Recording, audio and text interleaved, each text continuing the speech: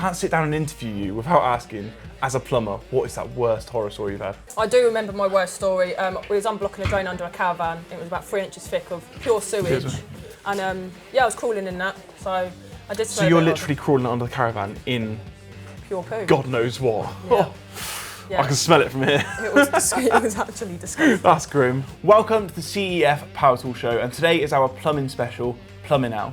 Remember, for all your power tool needs, no matter the trade, no matter the tool, CEF got you covered. And for your chance to win a bundle of CEF power tools, stick around and we'll tell you how you can win. I'm here in the studio with Sapphire. She's a gas engineer. How have you been? I'm very well, yourself? I'm good, but I'm very conscious of the fact that this isn't your normal day-to-day. So what would you normally be doing on site? Normally I'd be boiler servicing, boiler breakdowns, install, occasionally a bit of plumbing here and there. Occasional bit of plumbing. That's because she's really a gas engineer, which is essentially a really clever, overqualified plumber, right? I would say so, yeah. We'll test her on that one later. You've had your hands on a lovely new tool. Tell me about that. So I've been lucky to have a Makita rear handle circular saw. It's 36 volts, Ooh. so it takes two 18-volt batteries. So that's one of the really big, powerful ones then. It is. Also, what I love about it is that it's cordless, so it's got the same power as something that's corded as well. Nice. That sounds like something very, very cool. I'd very much like to have a go on. Let's see how you go on.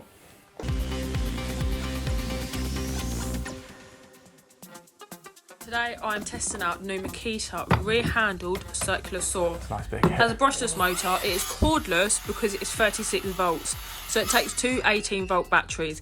It has the same power as if it was plugged into the wall.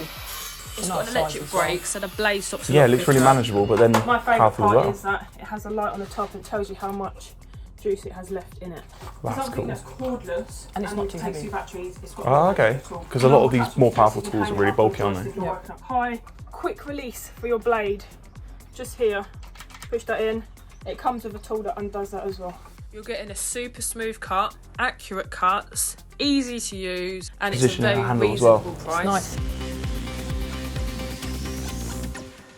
Well, I'm a little bit jealous, I must admit. Thankfully, we've got it here today, so we can have a look.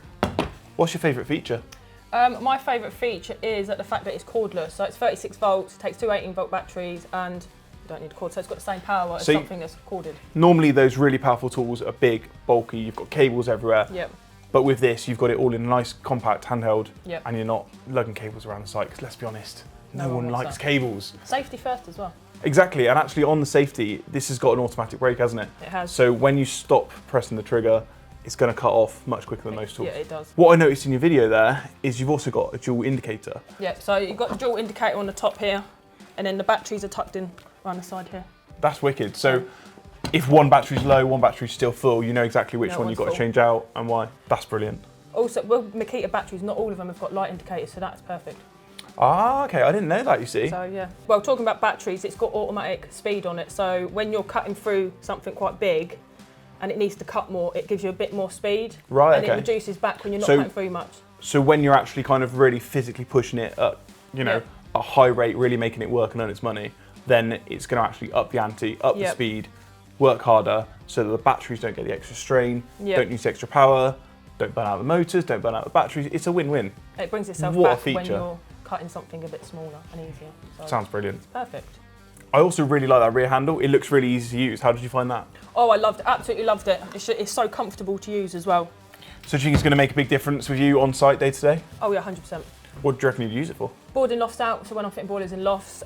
Plying walls, because I normally do ply a wall. So am I right in thinking when you're loft boarding, that's going to be a lot thicker than your typical sheet material, isn't it? So something with the extra power like this. 100%. Not only is the access tricky in lofts, most lofts don't have power sockets, so battery powered. I normally board most of the loft out as well, so this is going to be perfect for it as well. Sounds great. Sounds like that's going to be going home with you. You're clearly really knowledgeable about this tool, but what's your knowledge like of your own trade? I'm hoping good, but I think we're going to find out. We're going to get her in the chair and see, but before that, don't forget to head to your local CEF with thousands of tools available in-store, online, available for next day delivery.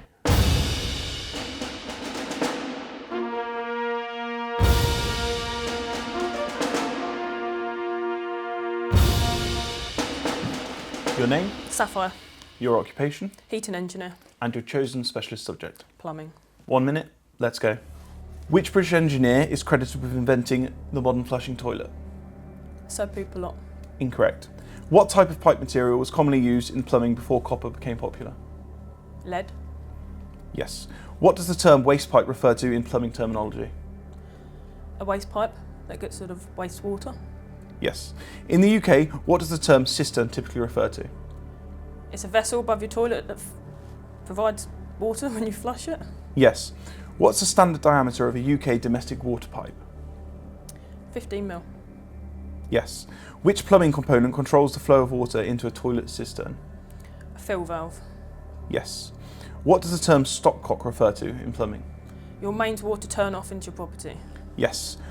Which type of plumbing joint requires soldering? Anything copper. Yes. What does WRAS stand for in relation to plumbing products across the UK? Water Regulation Advisory System. Sapphire, your time is up. You answered 7 questions correctly. The first question you answered Sir Poopalot. In actual fact, it was Sir John Harrington. Nailed it. You absolutely smashed that. Perhaps I should have given you some harder questions. Yeah, that was pretty easy, to be honest. You should have. Turns out you're pretty good at your job as well, which helps.